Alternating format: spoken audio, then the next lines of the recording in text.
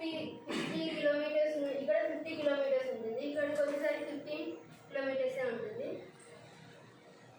ఇలా హిమాలయాస్ 3 రేంజెస్గా డివైడ్ అయ్యాయి. ఇప్పుడు హిమాలయాస్ యూజెస్ చూసుకుంటే మనకి ఇటు సైడ్ నుంచి అడ్వాన్సింగ్ మాన్సూన్ వస్తుంది. మాన్సూన్ వస్తే ఇక్కడ హిమాలయాస్ ఉండడం వల్ల అవి మాన్సూన్ అడ్డుకొని మనకి సౌత్ సైడ్ రెయిన్ వచ్చేలాగా చేస్తాయి. అండ్ అలాగే మనకి హిమాలయాస్ ఉండడం వల్ల టూరిస్ట్ డిఫరెంట్ వరల్డ్లోని డిఫరెంట్ ప్లేసెస్ నుంచి టూరిస్ట్ రావడం వల్ల మనీ ఎక్స్చేంజ్ అవుతుంది.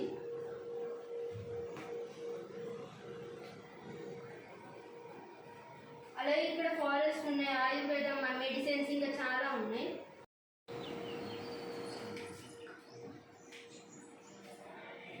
ఈ ఐలాండ్స్లో ఒక బ్రిటిష్ మన దేశానికి బ్రిటిష్ వాళ్ళు వచ్చినప్పుడు ఇక్కడ ఒక జైలుని నిర్మించారు. ఆ జైలు పేరు సెల్యులార్ జైలు.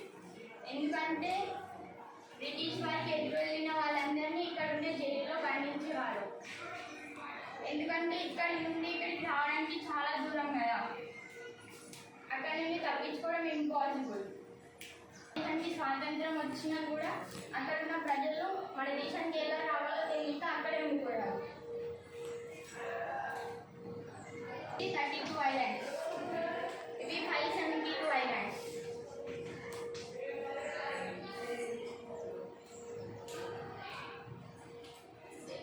డెజర్ట్ వచ్చేసి రాజస్థాన్లో కొంచెం, మన ఇండియాలో కొంత పాటు, పాకిస్తాన్లో కొంత పాటు ఉంటుంది.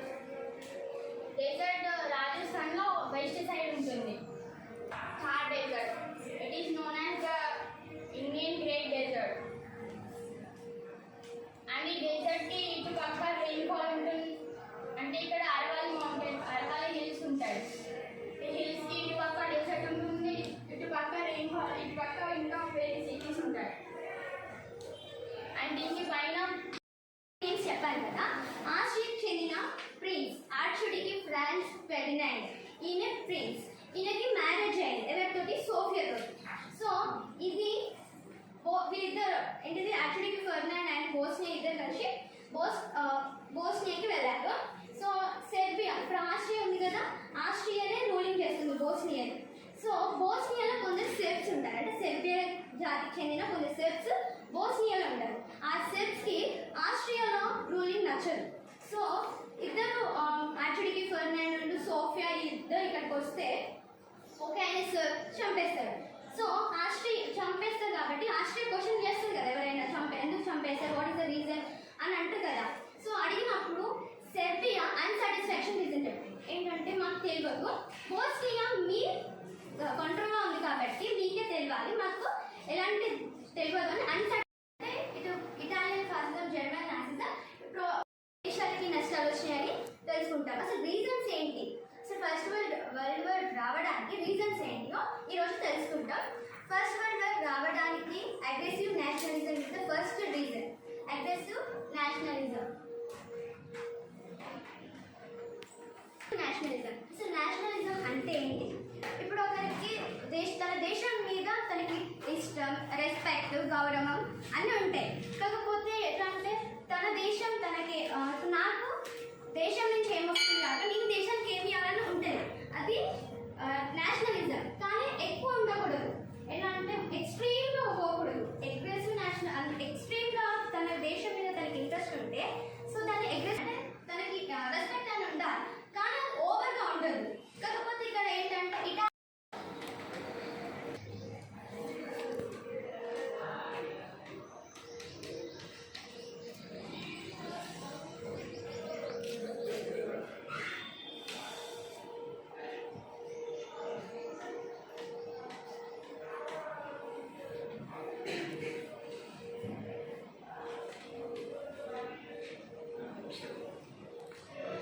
Don't get confused, don't be hasty.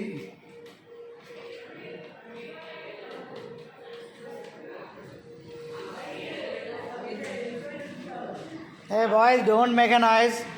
Go out of the room. There's a class running.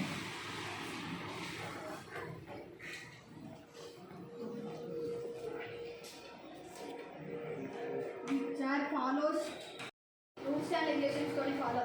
Either ఉన్నది. అనాథరైజ్ సెంటర్ అనేది వితౌట్ రూల్స్ అండ్ రెగ్యులేషన్స్ అది ఫాలో అవుతాడు.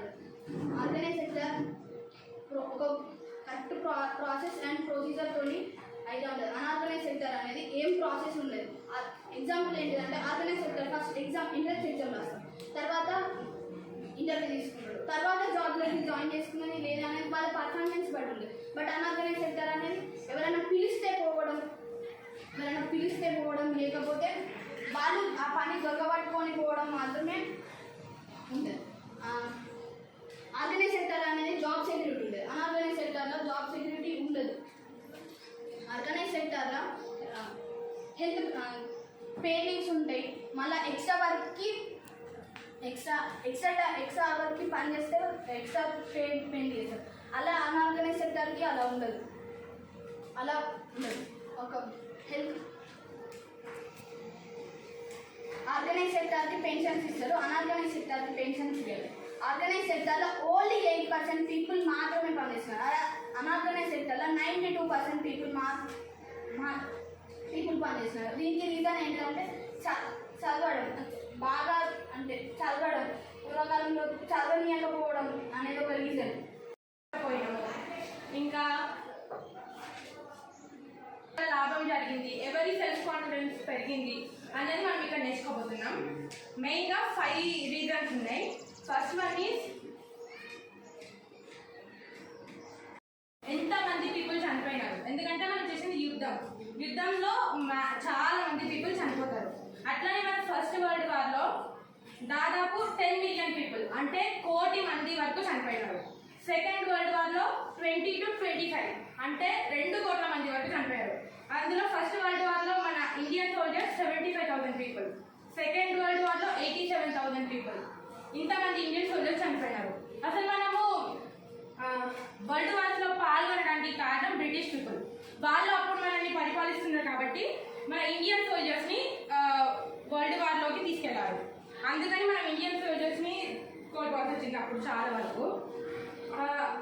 అప్పుడు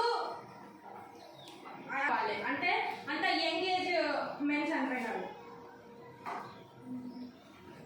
మనం అప్పుడు దానివల్ల చాలా ఎకనామిక్ లాస్ కూడా జరిగింది. ఇంకా అప్పుడు మనకి 1943లో ద గ్రేట్ బెంగాల్ ఫెమైన్ అని వచ్చింది. అది మేజర్ రీజన్. వరల్డ్ వార్స్ అనేది దానికి మేజర్ రీజన్. కాకుండా మనము లీగ్ ఆఫ్ నేషన్స్ ఏర్పాటు చేసుకోవాలని అనుకుంటున్నాం. దానికి రష్యాని జర్మనీ ఆహ్వానించారు. లీగ్ ఆఫ్ నేషన్స్ ఏర్పాటు చేసుకుంటారు. అందరు ఒప్పందం ప్రకారం లీగ్ ఆఫ్ నేషన్స్ ఏర్పాటు చేసుకున్నాక మళ్ళీ సెకండ్ వార్ వస్తుంది కాబట్టి ద లీగ్ ఆఫ్ నేషన్స్ అనేది ఫెయిల్యూర్ అయిపోయింది. Failure of the league of nations అది కూడా ఒక కాజ్. Next German revenge.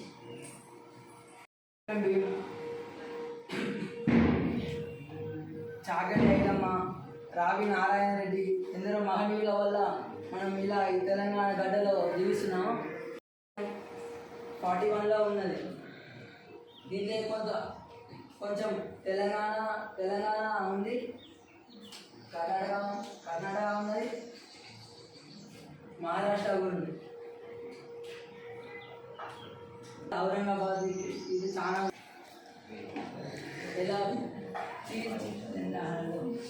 చెప్తా. 1947లో అందరూ స్వాతంత్రం కోసం అందరూ పోరాడిన మనకు స్వాతంత్రం వచ్చింది. 1948లో మనకు వచ్చింది. ఎందరో మహానుభావులు ఫండ్స్ డిస్లొకేషన్, ఎకనామిక్ డిస్లొకేషన్ వల్ల ఫుడ్ సప్లై డైవర్ట్ అవ్వడము, దానివల్ల బెంగాల్లో చాలా ఫుడ్ కొరత వచ్చింది. సో బెంగాల్లో చాలా మందిని అప్పుడు మనకు మిలియన్స్ ఆఫ్ పీపుల్ డై, లక్షల మంది చనిపోయినారు అప్పుడు. ఇది ఎనారమస్ హ్యూమన్ కాస్ట్. ఈ వరల్డ్ వార్ వల్ల మనకి ఇంత పీపుల్ చనిపోయినారు. సెకండ్ రీజన్ వచ్చేసి డెమోక్రటిక్ ప్రిన్సిపల్ అదర్టెడ్. అంటే మనకి వరల్డ్ వార్ జరగడానికి మెయిన్ రీజన్ ఏంటంటే చాలా కంట్రీస్లో డిక్టేటర్షిప్ ఉండడం వల్ల. డిక్టేటర్షిప్ అంటే ఇప్పుడు జర్మనీలో హిట్లర్, రష్యాలో అట్లా వాటన్నిట్లలో డిక్టేటర్షిప్ ఉండడం వల్ల అదైంది. ఈ వరల్డ్ వార్ జరిగినట్టు ఏంటంటే మ్యాక్సిమం అన్ని వాటిలలో డెమోక్రసీతోనే పరిపాలిస్తున్నారు.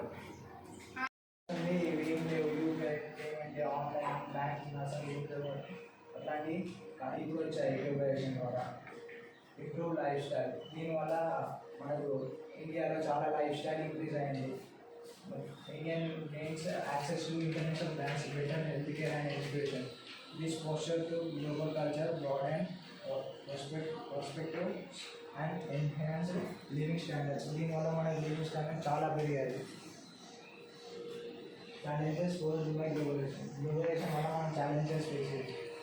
దీనివల్ల స్మాల్ ఇండస్ట్రీస్ మీద ఎకనామిక్ ఇన్ఈక్వాలిటీ, కల్చరల్ చేంజ్ చాలా ఛాలెంజెస్ పడుతుంటాయి. Global business life often struggle